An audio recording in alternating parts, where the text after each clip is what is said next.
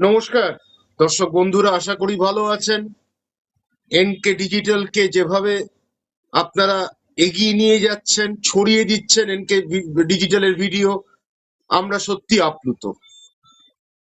Under the stewardship of Prabir বিশ্বাস, প্রবীর বিশ্বাস একজন স্তম্ভ।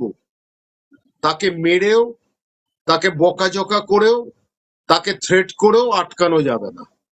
অফুরন্ত এনার্জি দিয়ে নিয়ে উনি এগিয়ে চলেছেন, কিন্তু তা আপনারাই সব থেকে বড় শক্তি। সেই এনকে ডিজিটালের অনুষ্ঠান অরিন্দমের দাওয়াইতে আমি আরেকবার অরিন্দম বিশ্বাস। আজকে শীর্ষক নেতাজির সমালোচনায় অধিকার নেই পেঁয়াজিদের। আমরা পেঁয়াজি খাই, আলুর চপ খাই, খেয়ে আমরা হজমও করে ফেলি, কারুর হজমের ওষুধ লাগে, ঠিক কথাই। কিন্তু বাজারে এখন নতুন নতুন পেঁয়াজি এসছে মানুষের রূপে।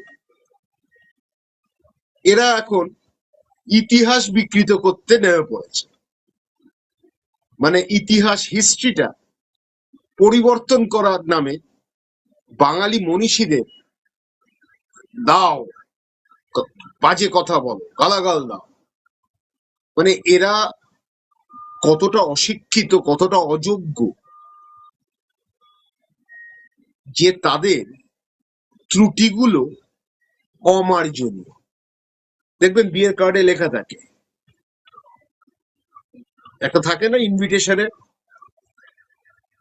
এই ত্রুটি অমার্জনীয়।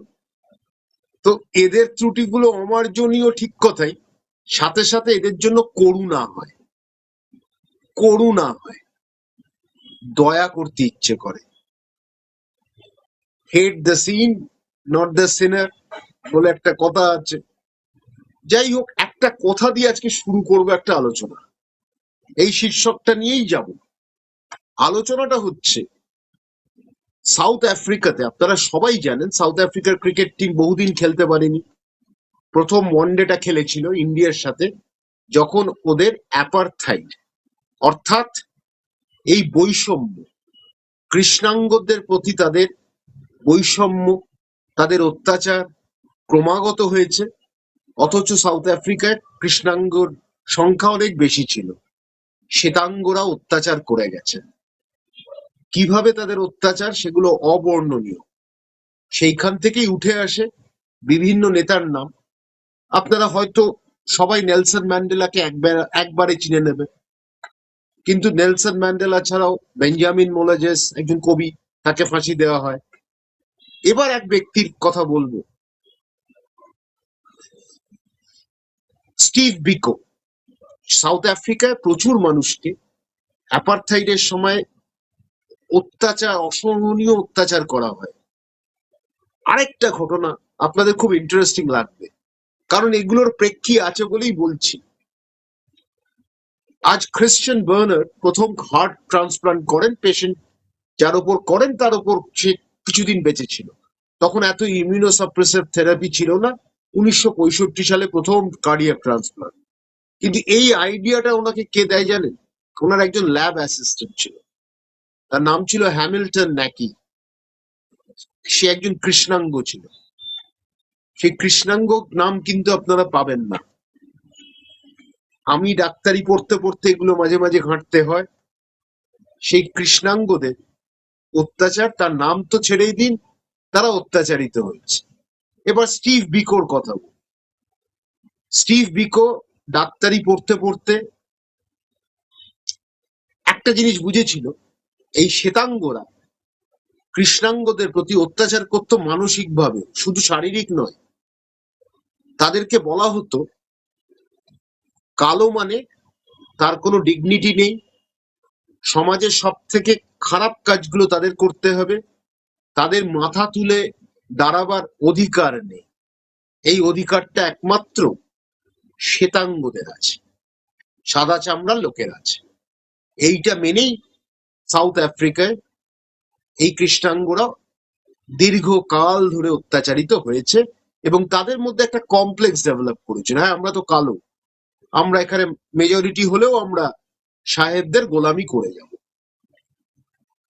তো এই মানসিকতাটা সাহেবরা ঢুকিয়ে দিয়েছিল। কারণ আর কিছু না হোক, এই শ্বেতাঙ্গরা যারা বিভিন্ন জায়গায় কলোনিয়ালিজমটা করেছে, ভারতে করেছে, 200 বছর ছিল তারা, কখনো স্পেন করেছে, কখনো বেলজিয়াম করেছে, কখনো বিভিন্ন দেশ করেছে।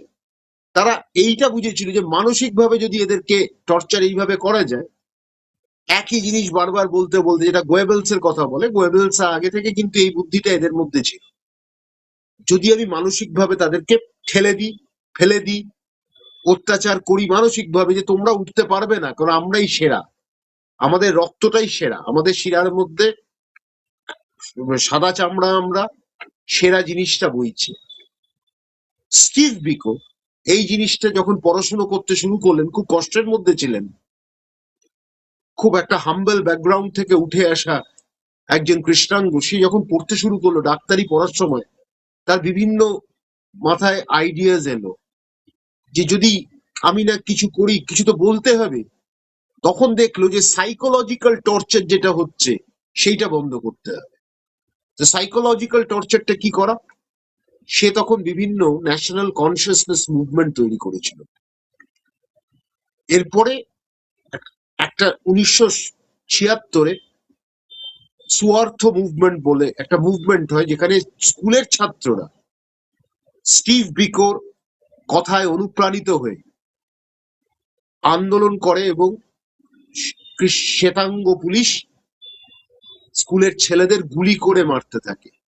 1977-এ স্টিভ বিকোকে ধরে নিয়ে গিয়ে একটা জায়গায় মেরে দেওয়া হয়। সেই বডিটা 1000 কিলোমিটার দড়িতে বেঁধে নিয়ে যাওয়া হয়। স্টিভ বিকো বাঁচেনি, কিন্তু মানুষ ইতিহাস কখনো ভোলে না, অন্যায় হলে প্রতিবাদ করে। 48 বছর পরে স্টিভ বিকোর কাহিনী বিভিন্ন জায়গায় ছড়িয়েছে, সারা বিশ্বে প্রতিবাদ হয়েছে, আর নতুন করে তদন্ত হচ্ছে, কিন্তু একজনও শ্বেতাঙ্গ পুলিশ কোনোদিন সাজা পায়নি, তারা আর বেঁচেও নেই। তো এই জায়গাটা থেকেই আজকের আলোচনাটা আসতে চাইছি। সাইকোলজিক্যালি যদি আমি একটা কথা বলতে থাকি না অশিক্ষিতর মতন, তাহলে হয়তো মানুষ কিছুটা মেনে নেবে। এই পেঁয়াজিরা এখন এই শ্বেতাঙ্গদের জায়গাটা নিয়েছে, কিছু পেঁয়াজি আমাদের দেশে, এই পেঁয়াজ কলিরা বা পেঁয়াজিরা তাদের আইকন তারা তৈরি করেছে। শ্যামাপ্রসাদ মুখার্জি, যিনি একসময় ফজলুল হকের মন্ত্রিত্বতে ছিলেন, তারপরে ওনার চেতনা জাগে যে এখন আলাদা হিন্দু একটা বাঙালিদের জন্য করতে হবে, তারপর বাংলাদেশ ভাগ হয়, বিভিন্ন ইতিহাস আছে।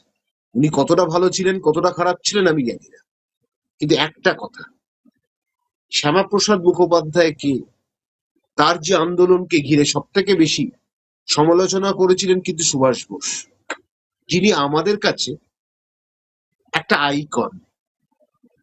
প্রত্যেক বাড়িতে সুভাষ বোসকে নিয়ে কিন্তু আলোচনা হয়, শ্যামাপ্রসাদকে নিয়ে কি হয় জানি না, নতুন কিছু গজিয়ে ওঠা বৈরিকধারী তারা হয়তো আলোচনা করছেন, কিন্তু সুভাষ বোস আমাদের কাছে একটা ফিগার, সুভাষ বোস আমাদের কাছে একটা সিম্বল, সুভাষ বোস আমাদের কাছে একটা স্তম্ভ, সুভাষ বোস আমাদের কাছে একটা পূজনীয় ব্যক্তি, যে সবকিছু ছেড়ে দিয়ে সে কিন্তু তার সাহসটা দেখিয়েছেন, আন্দোলন করেছেন। ব্রিটিশরা মাঝে মাঝেই বলেছে সুভাষ বোসের কথা, দ্য ডেঞ্জারাস এনিমি। শ্যামাপ্রসাদের কথা বলতে যায়নি, কিন্তু ব্রিটিশরাও মনে করেছিল তিনি অনেক বেশি বিপজ্জনক ভারতের ক্ষেত্রে। কারণ গান্ধীজির নন ভায়োলেন্ট মুভমেন্ট খারাপ বলবো না, একটুও খারাপ বলবো না, সেখানে কিছু লুপহোলস ছিল, কিন্তু সুভাষ বোস ভারতবর্ষে একটা অন্যভাবে গড়তে চেয়েছিলেন, যে ভারতবর্ষ অনেক বড় মানের হবে। সুভাষ বোস জার্মানদের সাথে চুক্তি করেছিলেন, হিটলারের সাথে দেখা করেছিলেন, এবং শুধু সেটা নয়, কতটা ক্ষমতা ছিল যে হিটলার তার নিজের অনেকগুলো ডাবল ছিল, মানে বিভিন্ন চেহারা, যেটাকে আমরা ইংলিশে ডপল গ্যাঙ্গার বলি, মানে বিভিন্ন হিটলার, কিন্তু সুভাষ বোস আসল হিটলারকে চিনতে পেরেছিলেন, হিটলারের সাথে যোগাযোগ হয়েছিল। তারপরে বিভিন্ন ইতিহাস, হিটলারের আর্মি হেরে যায় দ্বিতীয় বিশ্বযুদ্ধে, সুভাষ বোস রাশিয়াতে যায়, বিভিন্ন দেশ, তারপর তার নামে নানান রকম করে ভারতবর্ষে উনি এসেছিলেন কিনা, গুমনামি বাবা উনি ছিলেন কিনা, ছিলেন বা না ছিলেন সেটা আমি জানি না, কিন্তু সুভাষ বোস যোগ্য মর্যাদা পায়নি। কিন্তু বাঙালির প্রত্যেক বাঙালির হৃদয়ে সুভাষ বোস কিন্তু আছে। আজকে অনেক ইংলিশ অথর সুভাষ বোসের স্পিরিচুয়াল কথা নিয়ে ভীষণভাবে মিথ্যে কথা লিখেছেন, হিউজ টয়ের বইতে আপনারা পড়লে বুঝতে পারবেন। আবার এই সুভাষ বোস সম্বন্ধে যদি সত্যি কথা জানি, যদি প্রচন্ড মেডিটেশন করতেন, এবং সিঙ্গাপুরে গিয়ে এই প্রচুর মেডিটেশন করতে গিয়ে উনি ওনার মুসলমান একজনকে নিয়ে, একেবারে সহকর্মী বলুন, তাকে নিয়ে কিন্তু একটা একটা কোনো মিশনে গেছিলেন, বলেছিলেন তাকে আমাকে আসতে দিতে হবে, না হলে আমি যাব না। তো ঘটনাচক্রে উনি ছিলেন ধর্ম নিয়ে না, ভারত যাতে ধর্ম নিরপেক্ষতার ধ্বজা উনি উড়িয়েছিলেন। উনি ন্যাশনাল অ্যান্থেমকে একটু বদলেছিলেন, সেটা আপনারা অনেকেই শুনেছেন, জেনেছেন, জানেন। সুভাষ বোস নিয়ে আপনাদের আমি কি বলবো, কিন্তু এই সুভাষ বোস প্রথম থেকেই বিপ্লবী, তার সাহস তার রক্তের মধ্যে বইছিল। আজকে রবীন্দ্রনাথ ঠাকুরের সাথেও কিন্তু সুভাষ বোসের একটা সংঘাত হয়। এই সংঘাত কিন্তু হয়েছিল একটা পুজো নিয়ে, কারণ রবীন্দ্রনাথ ঠাকুর তারা ব্রাহ্ম সমাজের ছিলেন, তারা কিন্তু আইডল ওয়ার্শিপ করতেন না। সুভাষ বোস সরস্বতী পুজো একটা জায়গায় করেছিলেন, সম্ভবত সংস্কৃত কলেজে, যেটা নিয়ে রবীন্দ্রনাথ ক্ষুব্ধ হন, কিন্তু রবীন্দ্রনাথ ওই জায়গায় ছিলেন বলে, বড় মনীষী ছিলেন বলে তার কোয়ালিটি গুলো, তার গুণগুলো বুঝেছিলেন। তিনি বুঝেছিলেন যে এইরকম যদি বাড়ি বাড়িতে তৈরি হয় ভারতবর্ষে এরকম হবে না, ভারতবর্ষ ভারতবর্ষই থাকবে। সেই কারণেই রবীন্দ্রনাথ একটা গান ডেডিকেট করেছিলেন, খরবায়ু বয় বেগে চারিদিক ছায়ে মেঘে। গানটা আপনারা সবাই শুনেছেন, তাসের দেশে এই গানটা আছে, এই নাটকে আছে, কিন্তু এটা কিন্তু আসলে সুভাষ বোসকেই উৎসর্গ করে রবীন্দ্রনাথের লেখা। সুভাষ বোস সম্বন্ধে বলতে গেলে অনেক বড় বলতে হয়, এটা অনেক টানতে হয়, অনেক লম্বা হয়ে যাবে। রবীন্দ্রনাথের সম্বন্ধে তো এক বেলায় শেষ হবে না, ৩৬৫টা হয়তো অনুষ্ঠান করতে হবে, তাহলে রবীন্দ্রনাথ সম্বন্ধে যাবে। কিন্তু এই মনীষীরা এখন একটু পিছিয়ে যাচ্ছে, কিছু পেঁয়াজি, কিছু বদমাইশ, কিছু অশিক্ষিত অযোগ্য শ্রেণীর মানুষ তৈরি হয়েছে, যারা সুভাষ বোসকে নিয়ে বলতে শুরু করেছে। তাদের কাছ থেকে যদি আমরা বাঙালিরা সুভাষ বোসের ইতিহাস শুনতে হয়, বা সারা ভারতবর্ষের মানুষকে শুনতে হয়, এর থেকে লজ্জার আর কিছু হতে পারে। তার মধ্যে একজন আছে মহারাজজি। আমরা কেশব মহারাজের কথা দেখতাম, খেলা দেখতাম, ভালো বল করতে, লেগ স্পিন করে সাউথ আফ্রিকার, কিন্তু আমরা অনন্ত মহারাজ, তাকে রাজ্যসভায় পাঠিয়ে দেওয়া হলো, যে বাংলাকে বিভাজন করতে চায়। কতটা শিক্ষাগত যোগ্যতা আছে আমি জানি না। মহারাজ তিনি তার বাণী রেখেছেন যে সুভাষ বোস ব্রিটিশদের সাথে কি সব চুক্তি করেছিলেন, যাই হোক, সেটা সুভাষ বোসকে অপমান করা। তার দেখা দেখি অনামী এক ব্যক্তি, তার বয়স কম, রাজবংশী পরিবারের একজন, সেও ভিডিও বানিয়ে ফেললো, সেটা আবার ভাইরাল করতে হচ্ছে। এটাই লজ্জা সুভাষ বোসকে নিয়ে। নাক টিপলে দুধ বেরোয় না, সেই ছেলেটি একটা কতটা অপদার্থ, অসভ্য, যে সুভাষ বোসের কাহিনী আমাদেরকে শোনাচ্ছে। ঘটনাচক্রে তোদের মুখ থেকে যদি আমাকে শুনতে হয় যে সুভাষ বোস কিরম ছিল আর সুভাষ বোস কাদের দালাল ছিল, হ্যাঁ, সুভাষ বোস ভারতের দালাল ছিল। ভারতকে স্বাধীনতার জন্য যার সব থেকে বড় অবদান, সেটা হলো সুভাষ বোস নিজে। তিনি একটা ইনস্টিটিউশন, নিজেই একজন ইনস্টিটিউশন। আজ এই জায়গায় থেকে সুভাষ বোস কে আমরা পেছনে ফেলে দিচ্ছি, আর কিচ্ছু না। সুভাষ বোসের ডায়েরিতে বা বিভিন্ন জায়গায় যদি আমরা দেখি, সুভাষ বোস শ্যামাপ্রসাদের রাজনীতিকে কোনোদিনই পছন্দ করেননি, বিরোধী ছিলেন এবং সমালোচনা করে গেছেন ক্রমাগত। এইসব মহারাজ বা ওই খ্যাতনামা খ্যাতনামা কিছু লোক আছেন, আর কিছু ফড়ে আছে, একজন রাজবংশী, সেই ফড়ে রাজবংশীর সমাজ কিন্তু এটা বলেনি। ওই ফড়ে কোথা থেকে এসে কোথা থেকে কি জ্ঞান নিয়ে, অর্ধেক জ্ঞান নিয়ে সেখানে প্রকৃত অবস্থায় ছিলেন কিনা সেটাই দেখা। তো তিনি সুভাষ বোসকে নিয়ে বলছেন, এর থেকে আর দুঃখের বেদনার কিছু হয় না। আর তার সাথে মিস্টার সামিক ভট্টাচার্য, বিজেপি প্রেসিডেন্ট বাংলার, তিনি ফরওয়ার্ড ব্লকের লোকেদের গুন্ডাদের সাথে তুলনা করলেন। আজকে একটু, আপনি তো শ্রমিক বাবু ভীষণ শিক্ষিত, ডিগনিফাইড, আপনি তো মাঝে মাঝেই কবিতা বলতে থাকেন, শক্তি চট্টোপাধ্যায় আপনার ফেভারিট, মাঝে মাঝেই দেখি। আপনার কি সুভাষ বোস নিয়ে ফগিয়েস্ট আইডিয়া ছিল না? একটু ছোটখাটো আইডিয়া ছিল না? আপনি ফরওয়ার্ড ব্লক সম্বন্ধে, সুভাষ বোসের তৈরি ফরওয়ার্ড ব্লককে নিয়ে এই কথাগুলো বলে দিলেন। আমি তো অবাক হচ্ছি, আশ্চর্য হচ্ছি। দেশমাতৃকাকে আপনারা এত আপন করে নেন, প্রণাম করেন, যদিও আপনার দল, মানে দল না, আপনাদের অফশুট আরএসএস ভারতবর্ষের পতাকা উত্তোলন করেনি অনেক বছর। এটাও তো ঘটনা, জানতে তো হবে এগুলো। তো এই জায়গা থেকে আপনার মতো মানুষও ফরওয়ার্ড ব্লকের লোকেদের সম্বন্ধে একটা কথা বলেছেন। তারা কিন্তু আজকে প্রাণপাত করে দেশের স্বাধীনতার স্বপ্ন দেখেছিল, তাদের রক্ত দিয়ে স্বাধীনতা গড়েছে, তাদের মৃত্যু হয়েছে, কেউ ফাঁসির মঞ্চে গেছে। আপনি যে এই অপমানটা করলেন না, সারা ভারতবর্ষে আপনাদের দলে তো এখন কিছু কোটি সংখ্যায় না হয় মেম্বার, আপনি সব মেম্বার সুভাষ বোসের বিরোধী, এটা আপনি ভেবে নিলেন?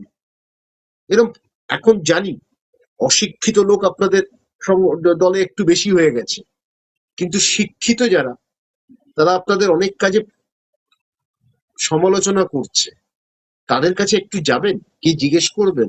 আমি বাঙালিদের কথা ছেড়ে দিলাম, একটু অবাঙালিদের কাছে জিজ্ঞেস করুন তো, সুভাষ বোস আপনাদের কাছে কিভাবে কিভাবে আপনারা কি চোখে দেখেন, আপনারা কি পড়েছেন, কতটা জানেন?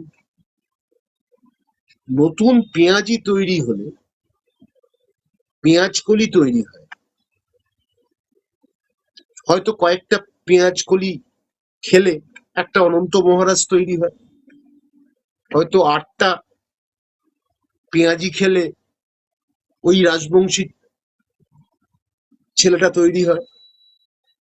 সারা রাজবংশী সমাজের কাছে কি ওই ছেলেটা যাবে, গিয়ে সুভাষ বোস সম্বন্ধে জিজ্ঞেস করবে? তারাও কিন্তু মেনে নেবে না। সুভাষ বোসের যে অবদানটা আছে। শ্রমিক বাবু, আপনি এই জায়গায় নেমে গেলেন, কতটা নামলেন নিচে সেটা বুঝতে পারলেন? একটা দলকে সমর্থন করেন বলে তাদের ডিকটেটস মানতে হবে আপনাকে, একজন বাঙালি হিসেবে, একজন বাংলার মানুষ হিসেবে। আপনি তো গুজরাটি হতে পারবেন না, আপনি তো মারাঠি হতে পারবেন না, আপনি তো তামিল হতে পারবেন না, আপনি বাঙালি থাকবেন। সুভাষ বোস বাংলার গর্ব, ওরকম প্রত্যেকটা ঘরে যদি হতো না, বাংলা পরিবর্তন হতো। সুভাষ বোসকে তোজর কুকুর কমিউনিস্টরা বলেছে, তারা এখন অবস্থান বদলেছে। তারা কিন্তু 23শে জানুয়ারি, সুভাষ বোস যেদিন জন্মেছিলেন, সেই দিন কিন্তু তারা এখন মালা টালা দেন, কারণ তারা কমিউনিস্টরা ভুল করে কয়েক বছর পরে আবার ভুলটা ঠিক করে। কিন্তু আপনারা তো দেশ মাতৃকাকে এত সম্মান করেন, হয়তো ফ্ল্যাগটা হয়েস্ট করেননি, সেটা মানলাম, সেটা আপনাদের নিজস্ব বিষয়। বা বিজেপির কথা বলছি না, আরএসএস এর লোকেদের কথা, তাদের সাথে আপনাদের একটা সুন্দর ইকুয়েশন আছে। কিন্তু আজকে সুভাষ বোসকে এই পেঁয়াজি তৈরি করে, এই পেঁয়াজিরা আজকে বাড়াবাড়ি হচ্ছে না? একটু বাড়াবাড়ি হয়ে যাচ্ছে না? মহারাজ কিছুই না, দুদিনের এমপি হয়েছে, ফুৎকারে উড়ে যাবে। আর ওই রাজবংশী ছেলেটা দেখতেই তো একটা চিনু চিনু মতন। ঘটনাটা হচ্ছে, শুধু রাজবংশী সমাজকে অপমান করলো না, সারা ভারতবর্ষকে অপমান করলো, বাঙালিদেরও অপমান করলো, বাংলাকে অপমান করলো। আর আপনি, শ্রমিক বাবু, আপনার কাছ থেকে এটা আশা করিনি। এই জায়গায় একটা কথা বলা, যেটা স্টিভ বিকোর কথা আসছে, নতুন যেটা প্ল্যান, সাইকোলজিক্যাল ওয়ারফেয়ার, যদি বাঙালির মধ্যে ঢুকিয়ে দিতে পারো, টেক্সট থেকে সুভাষ বোসকে একটু কমিয়ে দিতে পারো, সুভাষ বোসের মানে ভাস্ট হিস্ট্রিটা, বড় একটা ইতিহাস, সেটাকে যদি আমি কমিয়ে দিতে পারি এই করে, আর তার সাথে এক শ্রেণীর মিডিয়া রয়েছে, আমি আশ্চর্য হয়ে যাই। মেইন স্ট্রিম মিডিয়া, তারা একটা প্রশ্ন করতে পারে না? তাদের কি গামছা খুলে গেছে? তারা কি একটু কোমর বেঁধে লড়তে পারে না?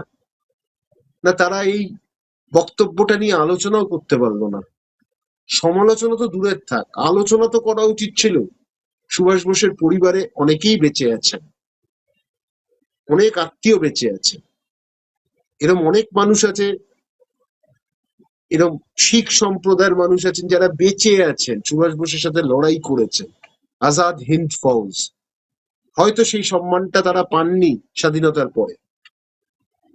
এই জায়গায় থেকে আজকে আপনাদের মতন লোক, দুটোকে আমি ছেড়ে দিলাম, ওই দুটোকেই বলবো।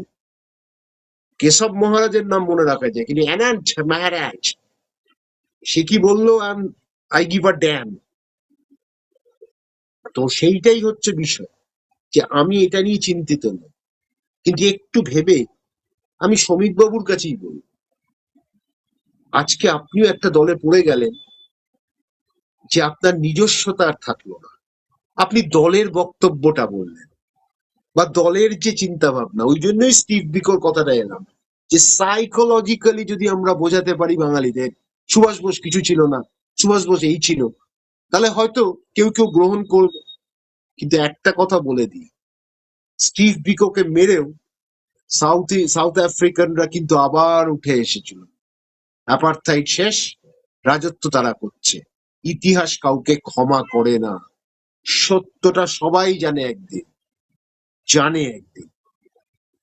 1293-তে রামেসাস বলে একজন ফ্যারো ছিল, কাডুস যুদ্ধে তিনি হেরে যান, কিন্তু হারার পরে উনি চুক্তি করেছিলেন, যারা জিতেছিল, যে কিছু জায়গা আমাকে দাও। সেই জায়গায় উনি প্রচুর মনুমেন্ট তৈরি করেন, আর কিছু জার্নালিস্টদের ব্যবহার করে বিভিন্ন রকম লেখা লেখেন ওনার প্রশংসায়। 3300 বছর ধরে আমরা রামেসাসের কথা, মিশরের রামেসাসের কথা মনে রাখি, কেন জানেন? এটাই হচ্ছে কায়দা, ব্রেন ওয়াশিং। আপনাদের আগে এরা বেঁচে ছিল, আজকে আমরা বিভিন্ন গদি মিডিয়া বলি, এই মিডিয়া বলি, নানান। কিন্তু রামেসাস 1293, মানে সেটা হচ্ছে বিফোর ক্রাইস্ট, সেই ঘটনাটা কিন্তু তিনি তখন থেকে শিখে গেছিলেন কায়দাটা। আপনারাও শিখছেন, যাতে সুভাষ বোসকে একটু পেছনে ঠেলে দেওয়া যায়।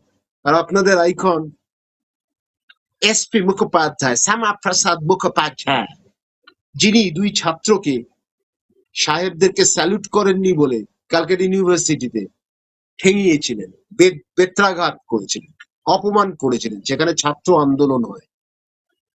This is the difference. Subhas Bose সাহেবদের কেলিয়ে দিয়েছিলেন চটি নিয়ে কথা বলায়, আর এসপি মুখোপাধ্যায় আপনাদের সাহেবদের তৈলমর্দন করতে, দুই ছাত্র স্যালিউট করেনি ফ্ল্যাগকে, তখন তো ইউনিয়ন জ্যাক, তাদের বেত্রাঘাত করেছিলেন। তফাৎ এখানে, পেঁয়াজি করলে এরপরে কিন্তু আপনারা মাকাল ফল তৈরি হবে। দুটো মাকাল ফল আছে। শ্রমিকবাবু আপনার কাছ থেকে আরো ভালো কিছু আশা করেছিলাম, দুঃখ পেলাম, এটা বেদনা। বাঙালি হয়ে আপনি সততার সাথে এই ইতিহাসটুকু বলা উচিত ছিল, ফরওয়ার্ড ব্লকের অবদানটা। আজকে সাহেবরা অত্যাচার করলে আপনি মেনে নেবেন? গান্ধীজি একরকম আন্দোলন করেছে, সেটা খারাপ বলবো না। সুভাষ বোস একটা রকম আন্দোলন করেছে, কিন্তু চোখে চোখ রেখে যে কথাগুলো বলে, কিছু চ্যানেল আছে যারা বলে, সেটা সুভাষ বোস করেছিলেন। সুতরাং সুভাষ বোসকে মূল্যায়ন করতে পড়াশুনো করতে লাগে। দুটো হিন্দুত্বের বই পড়ে ফেললে সুভাষ বোসকে জানা যায় না। পড়ুন, 18টা 19টা বই আছে সুভাষ বোসের। সাহেবরা প্রশংসা করেছে, প্রশংসা করলেও কেউ ক্রিটিসাইজ করেছে ভুল জায়গায়, সেটাও পয়েন্টেড আউট হয়েছে, দেখা হয়েছে, সেটা নিয়েও সমালোচনা হয়েছে। একটা কথা বলি, পেঁয়াজি না হয়ে, মাকাল ফল না হয়ে, ভারতবর্ষের মানুষ হিসেবে সুভাষ বোসকে সম্মান করতে শিখুন। তিনি আমাদের কাছে সম্মানীয় ব্যক্তি, প্রণম্য ব্যক্তি। ইতিহাস তাই বলে। ইতিহাসটা একটু ঘেঁটে রাখুন, খাটুন, পড়ুন। মাকাল ফল থেকে একটু পণ্ডিত হওয়া যায়। মহারাজ থেকে যদি মাকাল ফল হয়ে যান তাহলে তো মুশকিল। সুভাষ বোস আমাদেরই। সুভাষজি, সুভাষজি, জানে হিন্দ আ গয়া, নাজ জিস পে হিন্দ কো, ও শান হিন্দ আ গয়া। এটা মাথায় রাখবেন। আজকে শেষ করছি এটা। ভালো থাকবেন। এনকে ডিজিটালের পাশে আপনারা আছেন, থাকবেন। প্রবীর বাবুর সমর্থনে যেভাবে আপনারা এগিয়ে এসছেন, লড়াই করেছেন, বলেছেন, please support him in every possible way. আপনারা অড আওয়ারে এনকে ডিজিটালের পাশে এসে দাঁড়িয়েছেন। That is the silver lining. এটাই হচ্ছে আনন্দের, এটাই হচ্ছে সব থেকে বড়। আপনারা পালিয়ে যাননি। বেইমানি করে কিছু সাংসদ, কিছু বিজেপি বিধায়ক পালিয়ে গেছেন। দর্শকরা তারা কিন্তু প্রবীর বাবুর সাথেই রয়েছেন, থাকছেন, অনু এবং প্রেরণা দিয়ে যাচ্ছেন। সব সময় মোবিলাইজ করেছেন, এনার্জিটাকে দিয়েছেন প্রবীর বাবুকে। সুতরাং প্রবীর বাবু স্বমহিমায় ফিরে এসছেন। আরেক ব্যক্তির কথা আপনারা সবসময় জিজ্ঞেস করছেন, অফিসিয়াল তার কিছু অব্লিগেশন আছে, সে কারণে প্রসূন বাবু আসতে পাচ্ছেন না। সুতরাং সেটাও বলি, আপনারা মাঝে মাঝে এই প্রশ্নগুলো করেছেন, সেই অব্লিগেশন গুলো চলে গেলে আসবেন, নিশ্চয়ই আসবেন। কিন্তু প্রবীর বাবু, আপনিও জানেন, টি-20 খেলতে পারেন। প্রবীর বাবু 50 ওভারের খেলাও খেলতে পারেন। মানুষটার একটা আলাদা কোয়ালিটি আছে, ভয় পান না। ওইরকম ধাক্কাধাক্কির পরেও গেছেন গায়ে চোট নিয়ে। He is courageous, he is bold, and his determination will carry N K digital forwards. আরেকটা কথা, এর জন্য সব থেকে বড় সাহসটা জুগিয়েছেন কারা? দর্শক আপনারা। লড়ে যান, এগিয়ে যান, আর আমাদের সাথে থাকুন। অরিন্দামের দাওয়াই নিয়ে আবার আসছি ফিরে কিছুদিন বাদে। নমস্কার নেবেন, সবাই ভালো থাকবেন।